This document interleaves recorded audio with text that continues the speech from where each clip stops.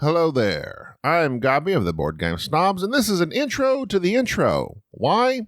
Because this will be on the podcast-only side to tell you that this is a video. If you check our show notes, I'll have the link to our YouTube video. We recorded our Zoom chat with Mr. Foxworthy, and we would be very happy if you check it out. Also, you could go to YouTube and just search Board Game Snobs, and you'll find us there. But the easiest thing to do would be click the link in the show notes. That's why I put links in show notes. I put a lot of work into that. Click them. That's all. Thanks for listening. Check out the video. And now, I leave it to you, Mr. Ben Maddox. You're listening to the Board Game Snobs podcast, a ridiculous podcast with ridiculous hosts that discuss ridiculous things. And any mention of board games is purely coincidental. And so, without further ado, and with a heavy dollop of shame and embarrassment on my part, I give you the Board Game Snobs.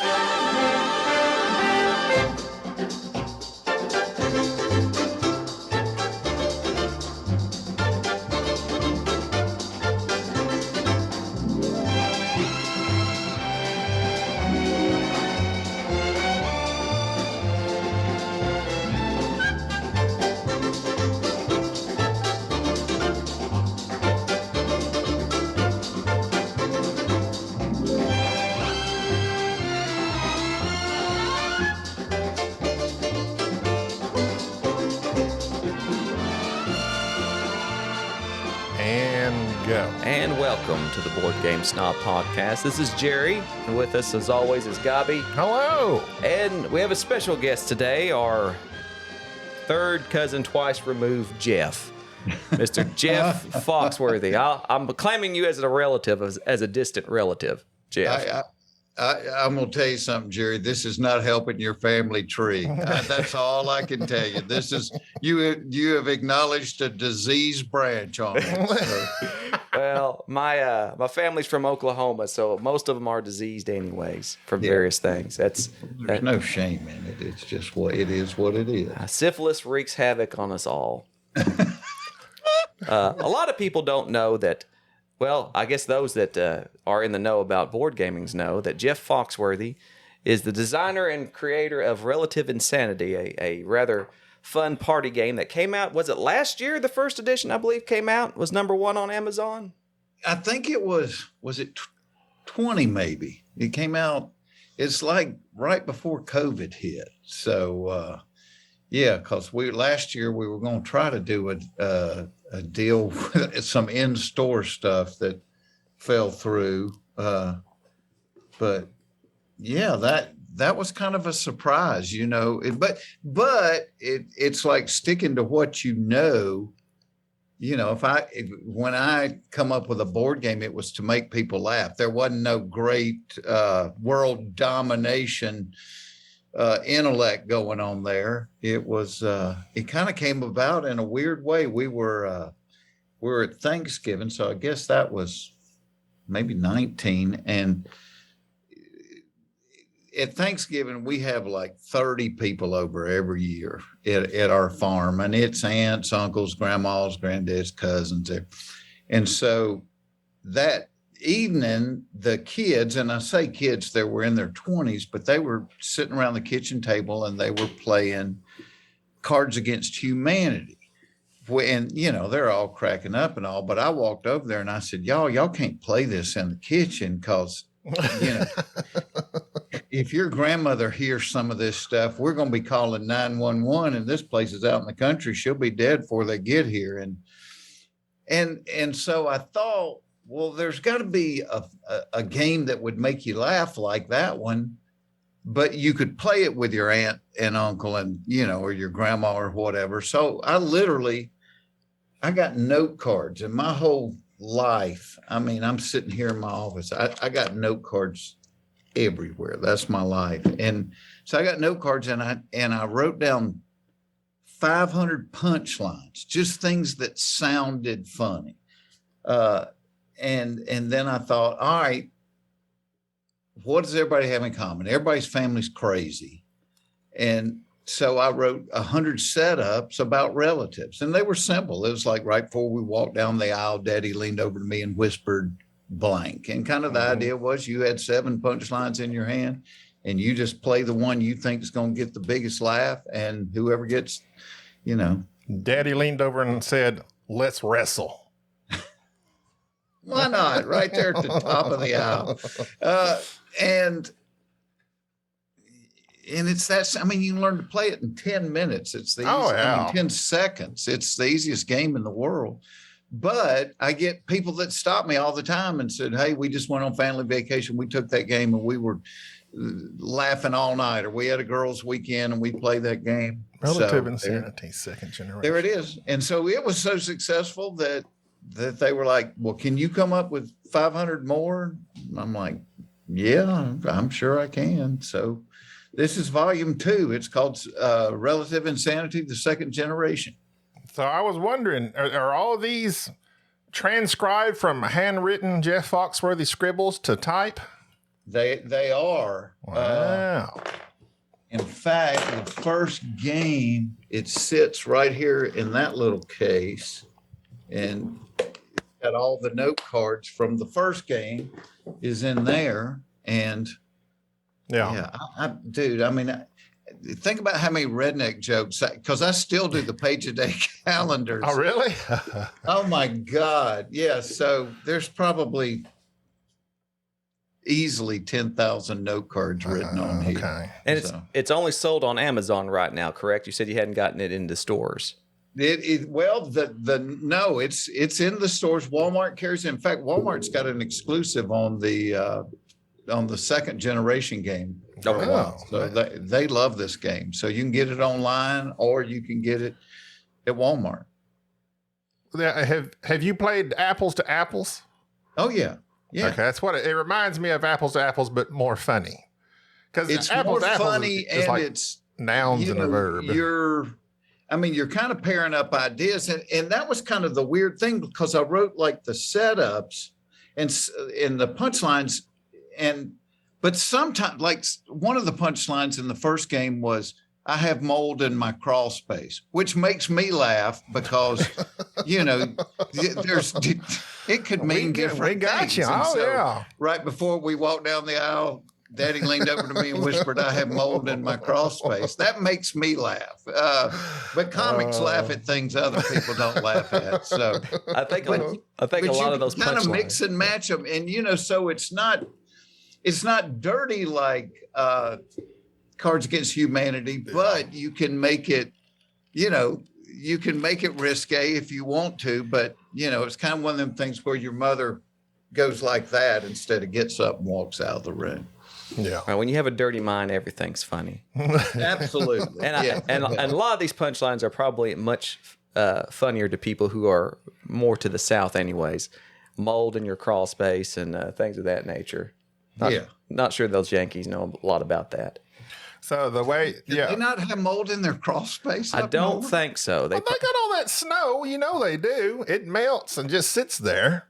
Yeah, but it still stings. Yeah. I don't know if you could tell. I've been to Minnesota.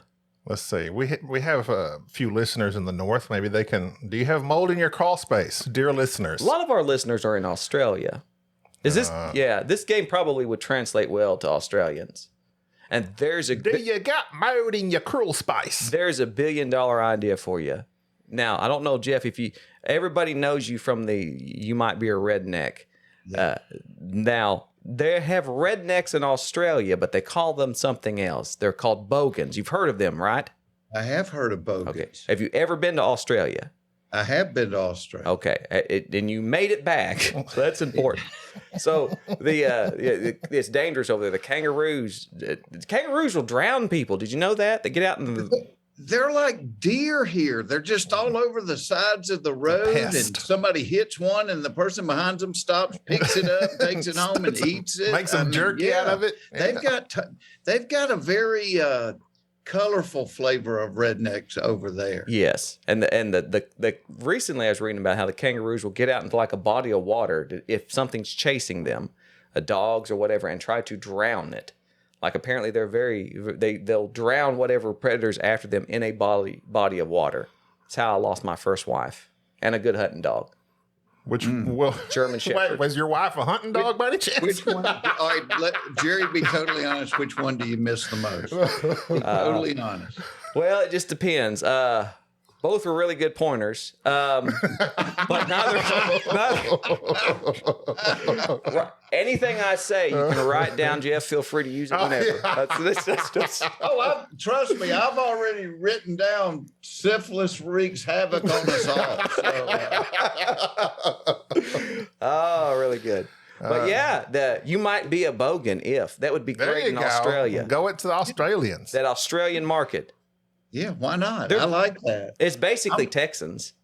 Australia Yeah, is. that's kind of what it is. They're like Texans a little bit with a funny accent. But laughing is kind of that universal thing. Yeah, I remember, man, this is back like late 80s. And I was doing a show in Zany's in Nashville, Tennessee. And in the middle of the show, I see like people coming in the back. And I'm like, crap, that's Robert Plant from Led Zeppelin. And he and 2 or 3 other guys go up in the balcony. So after the show, I tell the manager of the club, I said, dude, that was Robert Plant. He goes, yeah, he's up in the balcony. So I went up to say hello to him. And he had heard me on the radio that morning telling redneck jokes. And he was like, he goes, dude, I'm from Birmingham, England. He said, and the guys in London always called us a bunch of bloody hicks. So I'm listening to these redneck jokes and I'm laughing me bloody ass off. And I'm like, Robert Plant likes redneck jokes? I mean, never saw that one coming, you know. So is this, what do you had, I was looking, of course, obviously, I'm Wikipediaing Jeff Foxworthy preparing for the show. And you came out and the Blue Collar Tour was in like early 2000s. Yeah. And so you had that, you had your sitcom, you had a radio show. Were you in any movies? I knew the Blue Collar movies, but I didn't know if you did a movie. Not really. I didn't get the lucky Larry the Cable Guy gig. Oh, okay, yeah. Being Mater. I've done voiceovers in some lesser movies, but I've had I think like 7 or 8 TV shows. Probably the longest running was Are You Smarter Than a Fifth Grader? Yeah. But I like that because I could still be funny on it. You know, it was, I mean, hell, if you don't know the answer, they're second grade questions, you know, so you could kind of good naturedly, you know, kind of get on people a little bit. Yeah, you can't. Yeah, Larry, that Mater thing. But of course, everybody remembers Delta Farce. So, you know, I don't think he put one up. Yeah. Well, I could have been in Delta Farce, but I read the script. They had a script? Yeah. No, I remember because Larry had his whole thing of movies. And so when we did the roast on him on Comedy Central, the best line was when Gary Busey said, the only time Larry's movies fly off the shelf is when a tornado hits a Walmart. Well, I remember y'all's tour very vividly because being from Texas, we're Northeast Texas, Southeast Oklahoma. We're in Paris, Texas.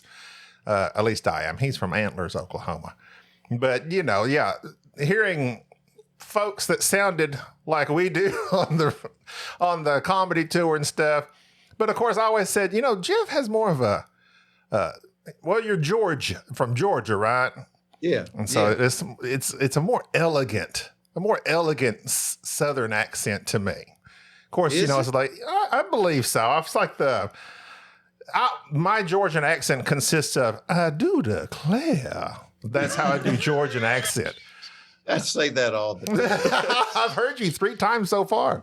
Yeah, it's like, Jeff, I wrote a joke. Oh, Lord.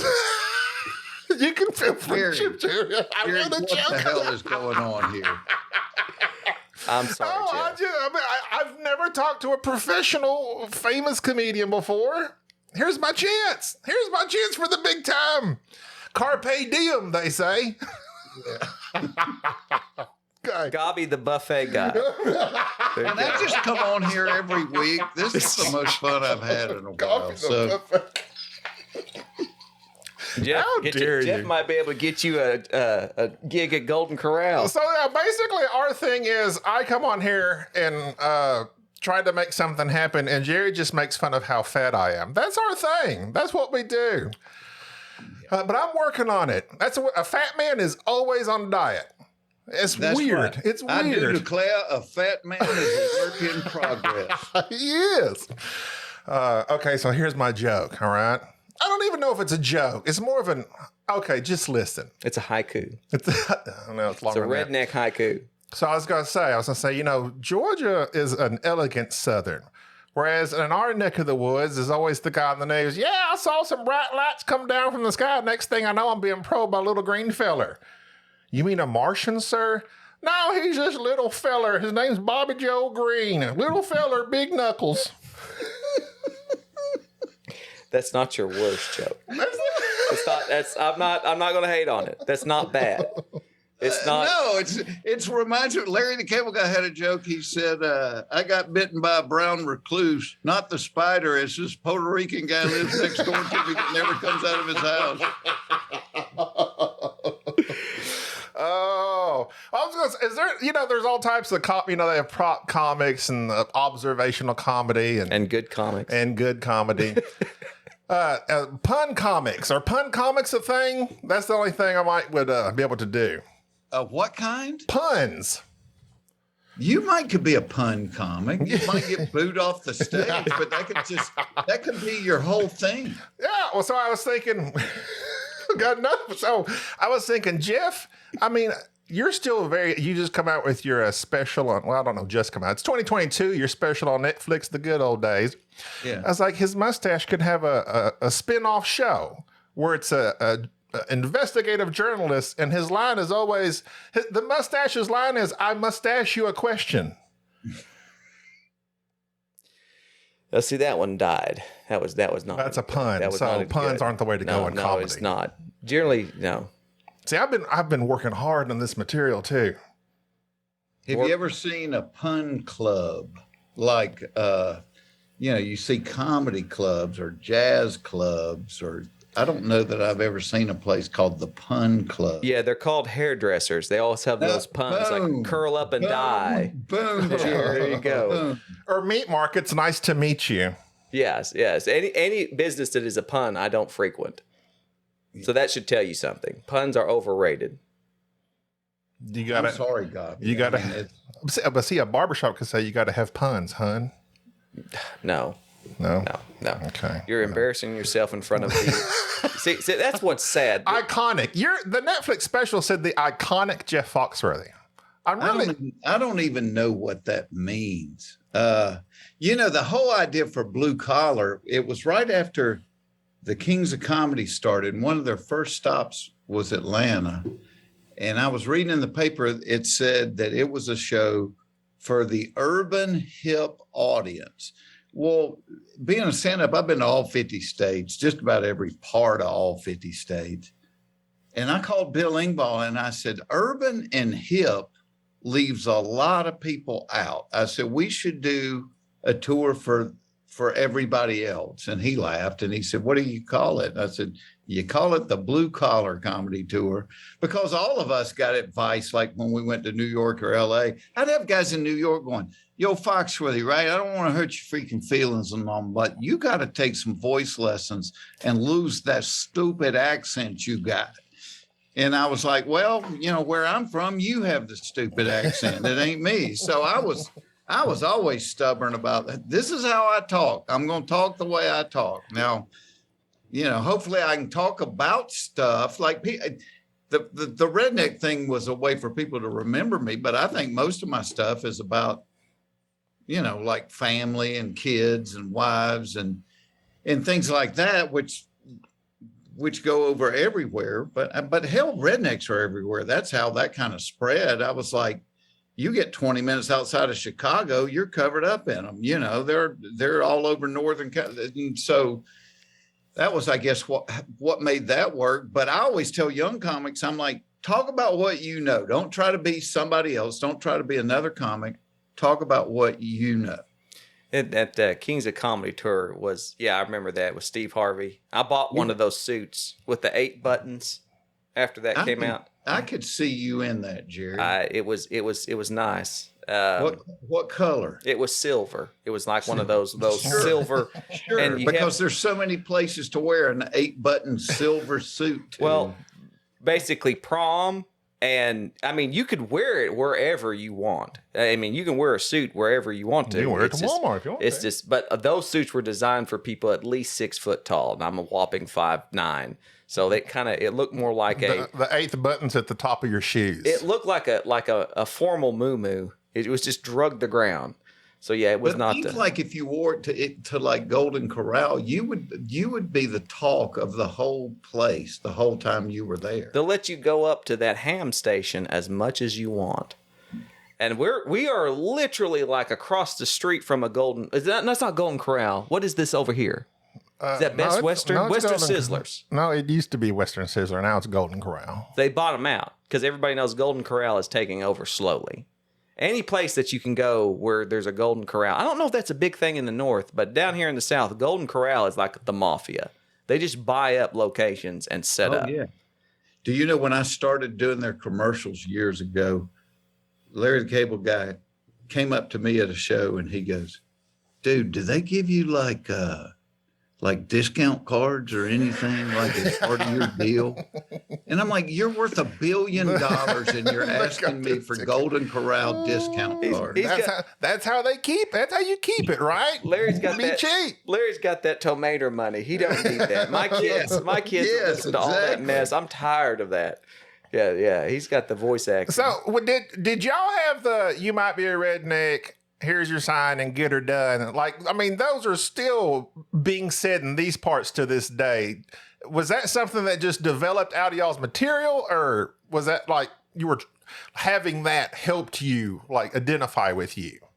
I think it helped people remember you, because I mean, if you think about, and I didn't think about it at the time, but the redneck jokes, they're one-liners. Mm-hmm. So they're easy to remember. They're easy to retell. You can go to the break room at work and get a laugh just by remembering a sentence. But they kind of came about. I mean, I talk like this. I drive a truck.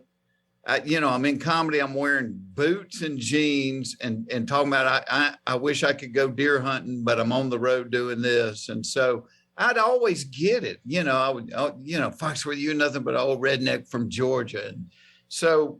And I heard that all the time. And then one time I was in Detroit. I was outside Detroit. It was a town called Livonia. It was like metropolitan Detroit. And we were playing at this club. And after the show, they were kidding me about being a redneck because I was like, crap, I wish I was deer hunting this week. It's the rut.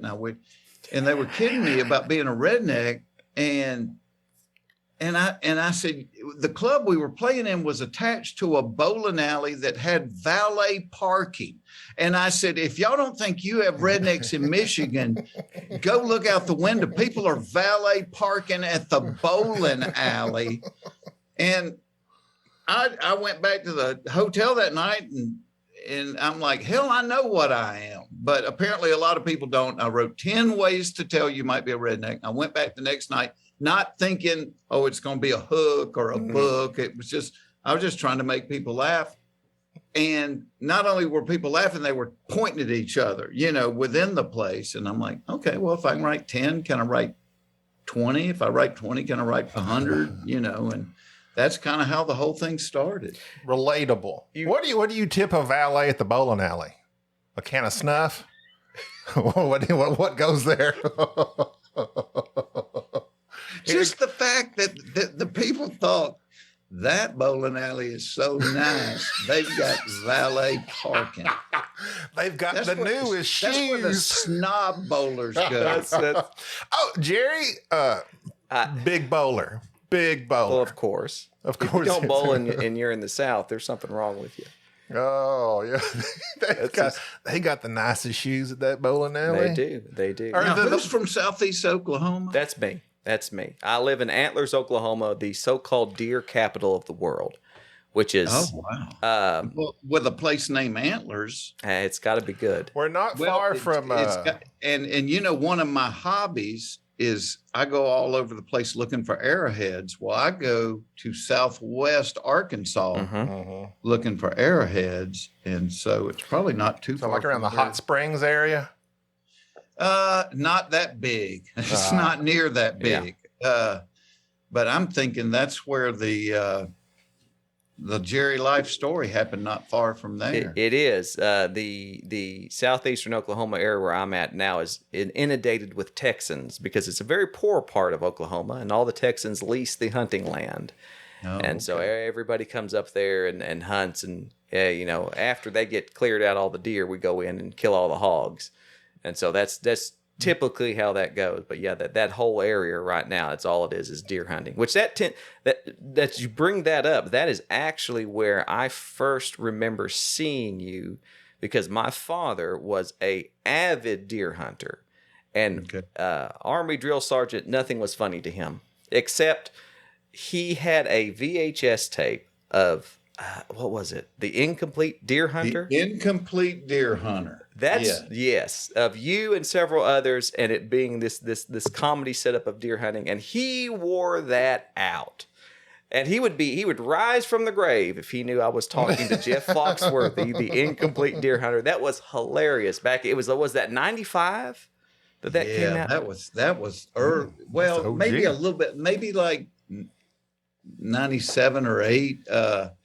I have a farm that's near Columbus, Georgia, where Realtree Camouflage started, and I would go on deer hunts with them. And then, but I thought, there's all these people making deer hunting videos, but when you're sitting around a hunting camp, a lot of it's, about the camaraderie and the relationship, and nobody was doing anything funny about it. So I said to them, hey, if I make these videos, will y'all sell them? And Jerry, those crazy things, they were selling like 1 million.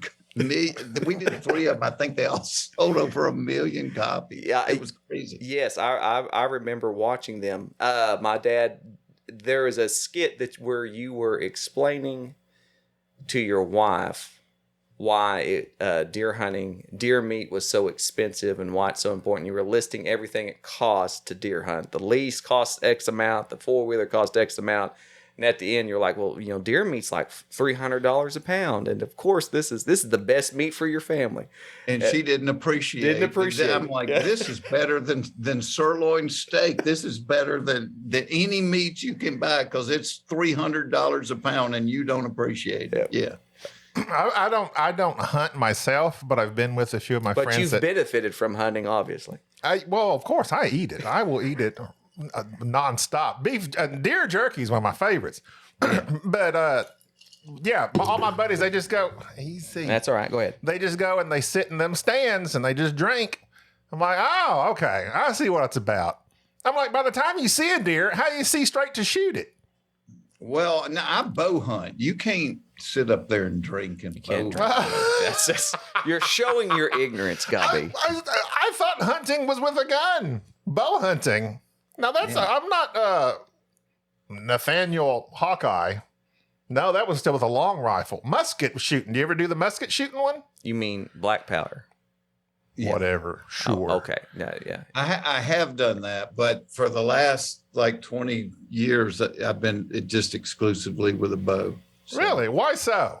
Because it's the skill, Gaby. It's the hardest way to do it. And so, but when you pull it off, you feel like you've done something. So, I mean, it's one thing to shoot one at 400 yards, it's another thing to shoot one at 12 yards. So, yeah, okay. More Robin Hood like. Do you lick the feather before you stick it in the bow? Well, we don't take their money and give it to the You could share the deer jerky with some folks, and then you'd be the Robin Hood. Okay. I do. Not a one comes off my farm. Somebody doesn't eat it. So I got to deal with the Hunters for the Hungry program, and we process them all. And you're the Robin Hood of bow hunting. See?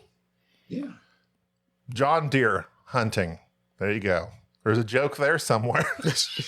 There's really not, Gaby. There's really not. I'm making notes. We've all note to self. There's not a joke in the John Deere hunting. Oh, Jeff's like, well, I think my time's about up here, fellas.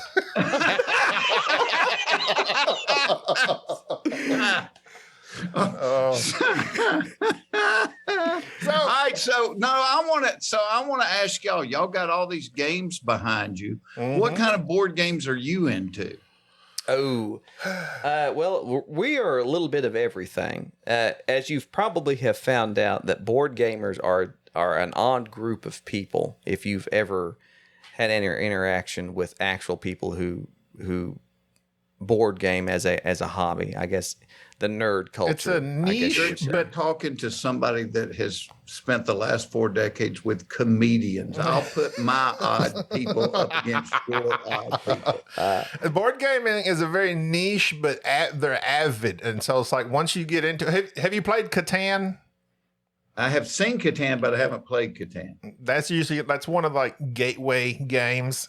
Like you play that and you realize. So you start off playing Catan, and the next thing you know, you're on heroin. Exactly. It's the gateway type deal. That's how it is. Yeah. That's how it is. You start buying, these games can do this and that. And you got games where you got little miniatures, you can fight each other, or you got trading in the Mediterranean, and you're buying goods and gathering goods and using those goods to purchase things on these cards. And it's just it really is a massive field that is very hard to explain, but yeah, as you can see, and these are just mine. He's got his at his house, so it's a lot. And it's not something there's an untapped market. You might be a board gamer there you go. You can get on that. You might be a board Gaby, gamer. I'm gonna give you that. Okay. I'm gonna give you that. I'm giving Might you be a board Jerry's game. idea. There's your fortune How right can there. I squeeze in John Deere hunting here something? That the hunting won't fly. Dadgummit. Put a line through that one. Strike that one out. Yeah, so we got it's just literally any type of.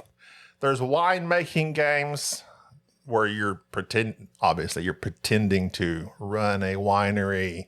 You're taking lots of them as just area control, like Risk. You're fighting for areas, but with way more complex rules. They take these games and make them much more complicated. That's basically board gaming. Yeah. Okay. Worker placement. And then you've got games where they're trying to make you laugh. Right. So mine's pretty simple. Yeah, yours falls into the party game category. Oh, it does. Yes, sir. Yours would definitely be a party game.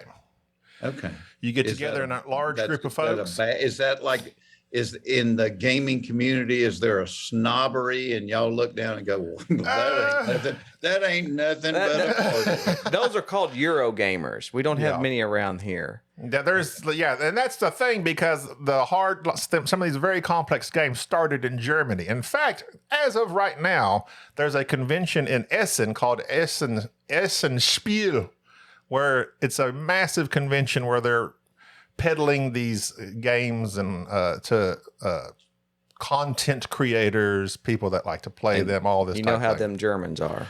And so they're big on world domination. We know that from history. So they've taken over the board gaming world. I've got that Discovery Channel. I know all about that Luftwaffe. Isn't that what you use in the shower to scrub your back? Mm-hmm. Is that what it is? You keep working on it. Keep going. You're almost there. You're almost there. You're like almost out of the camera. Can you like be conscious of where the camera's The more at? that you make bad jokes, the more I'm getting slow. He's talking to me, Jeff. The more bad puns he makes, you're good. I'm slowly getting away from him. Like, so the pretty further soon it's just going myself to be from the Gaby and Jeff show. Yeah, Jerry's gone. Well, if you keep making these dumb puns, that's what it's going to end up being. You're killing us. But yeah, no, party games are a thing unto their own.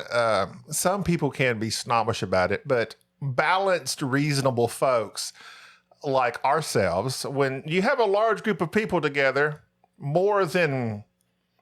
generally I'd say in a crowd of more than 6, oftentimes calls for a party style game. That's where everybody can sit around and you could deal out all these things, and 10, 12, 15, whatever could partake in the one singular game that's all going on. But anyways, well, Jeff, it's been a pleasure talking with you. I know we're eating up all your time. Do you have? No, but at least say something nice about the game so people will go buy it. It's a great game. I was going to say I compared it to apples to apples. My family enjoys apples to apples. My wife loves it. Gina, who doesn't believe we're talking to you today. This is I would play this over apples to apples any day, and that's an easy, straightforward. The main thing is with my family is a low rules, like simple rule set. An idiot could play it. Put that on the box. Gaby says better than apples, which is obvious. Like you don't know what apples are.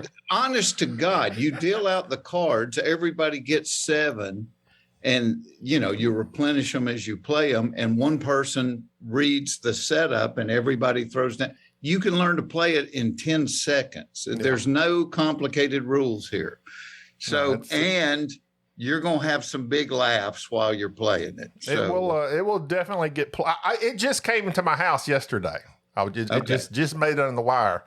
But I cracked it open. I played a few rounds with my family, and they already enjoy it. So they're humorless. Right, so Gaby, I want to know this: are you going to wrap it back up and give it to somebody for Christmas? If I can find a cellophane, however you find those, the shrink wrap machine. Yeah, I'll say here you go, and I'll make a profit of it too because I got sent this one for free. Yeah, you could sign Jeff's name to it. Say it's already on there. Jeff's. We know it's Jeff. Already on there. Oh wow! Like man, this is a $20 game. I'll give it to you for $10. Yeah. repurposed games. No, but we appreciate it very much. Do you have several of these type shows lined up? No, you guys. So it's like whenever it comes out, I think I have like y'all and Jimmy Fallon, which in my world they're level with each other. I got some jokes I could write for Jimmy. And they'd be funnier. But I heard how funny y'all were, and I'm like, all right, I want to do that one. I'm pretty sure they just listened to our accents, and they thought Jeff will be able to understand these guys. He will fit right in. Yes. I was Board Game Snobs. So yeah,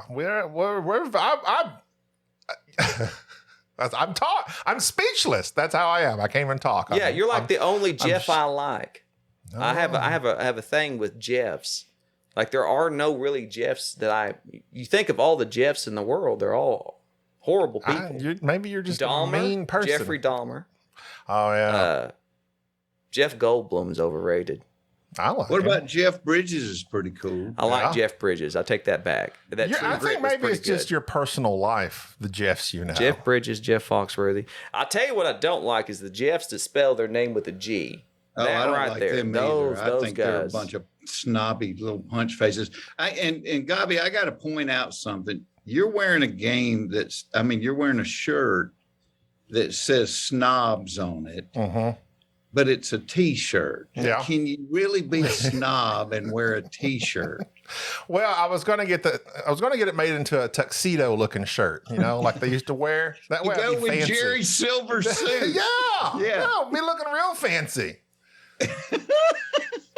We'll send you one, Jeff. That way you can wear it next time you do your Netflix special. Now, it's Jeff, got an armadillo on it and everything. If you can get on Jimmy Fallon's show and talk about the Board Game Snobs podcast, boy howdy, you might make our numbers. I might could squeeze that in. You might make our numbers double from at least 10 to 20. It would be fantastic.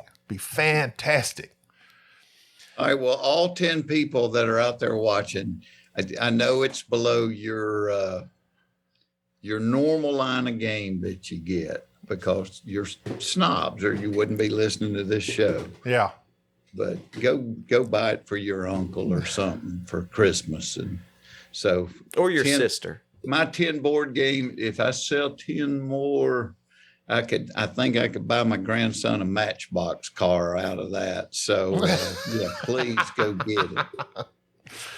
Well, let's see, where are we at here? Time. I cannot minimize when you're recording. I'm not. Jeff, if you ever want to come back on the show, just to come on to vent about any issues that you have or or just to have a session where, Or if you run drive some humorous puns, I'll refill your tank. right, bounce some ideas off of us. We could Gaby, be your you think need to tank. Look, I did the first Redneck Page a Day calendar in 1990. And I just finished the one for 2023. Good grief. So, and every year I'm like, there cannot be 365 more of these, but there is. Why don't you start a Page a Day pun calendar? You could do something with your life there, Gaby. Page day pun calendar. Something. He wrote that right below John Deere hunting. Deer hunting. Yeah. Got it. All right. I got it. They'll never get going. But you don't get 10% neither because you give this to me 100%. I wish it did. Yeah. No, you get the whole thing. It's yours. Run free, run wild. Done and done. Well, the game is Relative Insanity, second generation. Jeff Foxworthy has graced us with his presence. We appreciate that very much. And for the non-believers, look, it's on video. Yeah, there you go. They can actually see your face.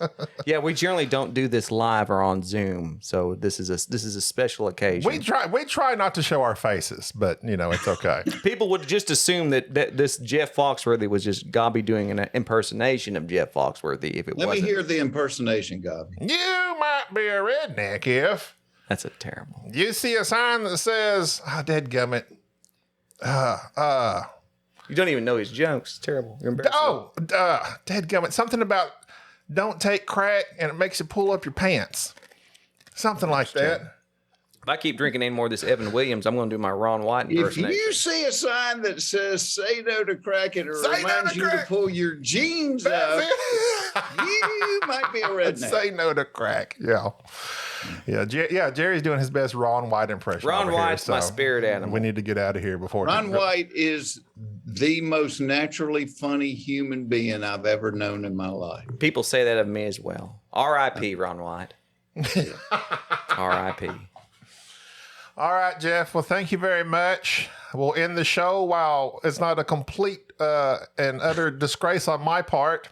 Oh, you're way too late for that, Bobby. Way too late for My that. goodness. Okay. Well, we'll see you at the reunion, Jeff. And I won't. That's better, yeah. I won't. I'm not going to fault you for never getting an invite to Thanksgiving. That's fine. I understand our families have grown apart over the years, but anytime, next time you're in the area looking for arrowheads, if you want to slide on over to Oklahoma. Now, do you have any over there where you grew up? You've got to. We're in Choctaw Nation area, and actually, I have a card. I'm actually 1/128 Choctaw, so I can pick up arrowheads if I find them. So I could be your guide, your pale-faced guide in the Choctaw region if you ever come over here. You got it. We could adopt you into the tribe. All right, I like that because I'm a big fan of the Native Americans. I love to celebrate Columbus Day when he came over here and discovered America and the 100 million people that were already living here. So, Look, I found it. Excuse me, sir. We were here first. we were already here.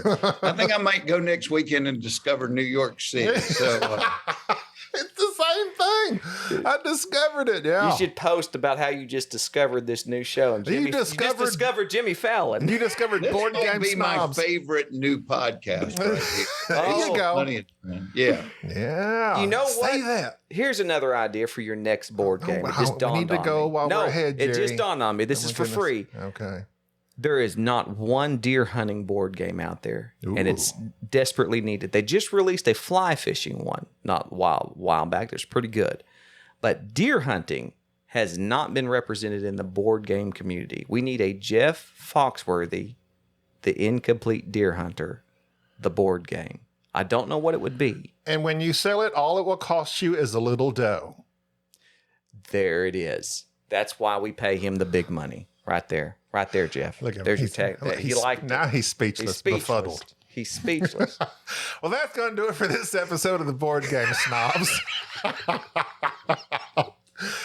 This has been a great pleasure to talk to Mr. Jeff Foxworthy. The iconic. the iconic Jeff Foxworthy. Thank you for coming on and pick up again Relative Insanity, second generation. Look at me plugging away. At your neighborhood Walmart. / they don't do it in Target because I think that's too fancy. Jeff too is fancy. Jeff doesn't. They don't. I know what it's like to be banned from Target. Jeff, don't. Yeah. I've been banned from a lot of places, so Walmart fits me just fine. Now, Target's kind of more upset. A little more snobbery. Those Jeffs with the G shop at Target. That's where you wear your silver suit to, is Target. That's that Steve Harvey. Those Jeffs with the G shop at Target. All right. Well, again, see, I'm trying to end this while we're ahead before it gets ruined. And that's going to do it. Ending now. Thank you for tolerating this episode of the Board Game Snobs. Stay classy.